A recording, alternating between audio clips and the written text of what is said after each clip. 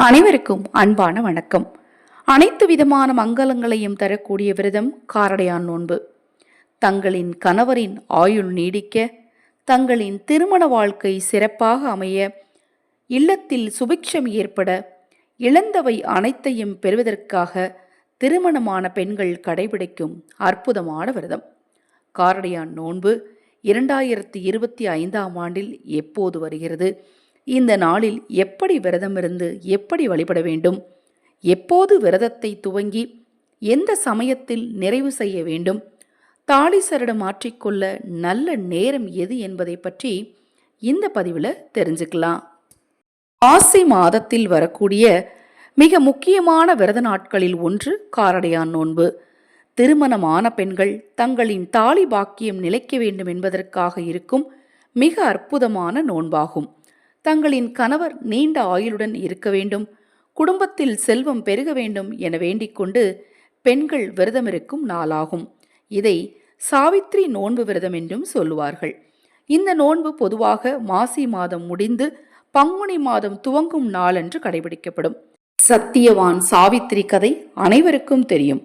யமதர்மராஜனிடமிருந்து தன்னுடைய கணவரை மீட்டு வரும் அளவிற்கு சாவித்ரிக்கு ஆற்றலை அளித்த விரதமாகும். காட்டில் இருக்கும்போது தன்னுடைய கணவரின் நீண்ட ஆயுளுக்காக அன்னை பராசக்தியிடம் வேண்டி சாவித்ரி இருந்த நோன்பே காரடையான் நோன்பு அல்லது சாவித்ரி விரத நோன்பு என குறிப்பிடப்படுகிறது. விரதம் இருந்த நாட்களில் சாவித்ரி காட்டில் கிடைத்த பொருட்களை வைத்து கார அடை செய்து அம்பிகைக்கு நெய்வேத்தியமாக படைத்து வழிபட்டாள். இதனாலேயே இன்றும் கார அடை படைத்து வழிபடும் வழக்கம் உள்ளது.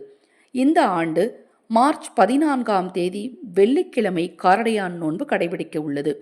மார்ச் 15ஆம் தேதி பங்குனி மாதம் துவங்க உள்ளதால் மார்ச் 14ஆம் தேதி காரடையான் நோன்பு கடைபிடிக்க உள்ளது. இந்த நாளில் திருமணமான பெண்கள் தங்கள் கணவரின் நீண்ட ஆயுளுக்காக தாலிச்சரடை மாற்றிக்கொள்வார்கள்.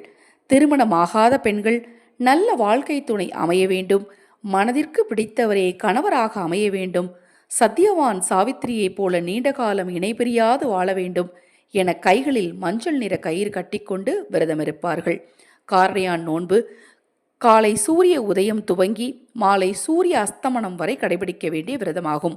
மார்ச் 14ஆம் தேதி அதிகாலையில் எழுந்து குளித்துவிட்டு சூரிய உதய நேரமான காலை 6:40 மணிக்கு விரதத்தை துவங்கிருங்க. அதைப்போல் மாலை சூரிய அஸ்தமன நேரமான 6:31 வரை விரதத்தை கடைபிடிங்க. அதனால் நோன்பு முகூர்த்தமான மாலை 5:30 மணிக்கு மேல் 6 மணிக்குள்ளாக நோன்பு சரடு அல்லது தாலி சரடு மாற்றிக்கொண்டு பூஜை செய்து வேண்டிக் கொள்ளலாம்.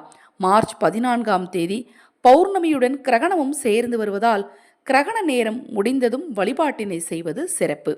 அன்னை கௌரியை மனதார நினைத்து வழிபட்டு கார அடை மற்றும் இனிப்பு அடைய நெய்வேத்தியமா படைக்கணும்.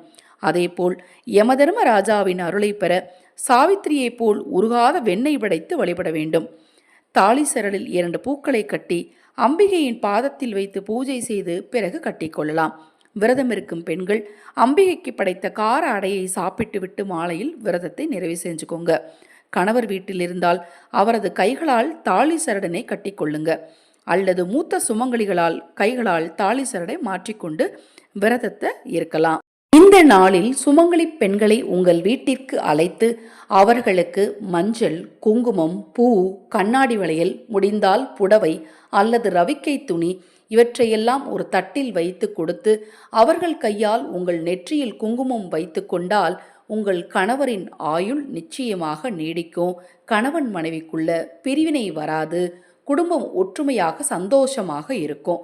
இந்த நாளில் மிக எளிமையான ஒரு விரத முறையை சொல்லியிருக்கேன்.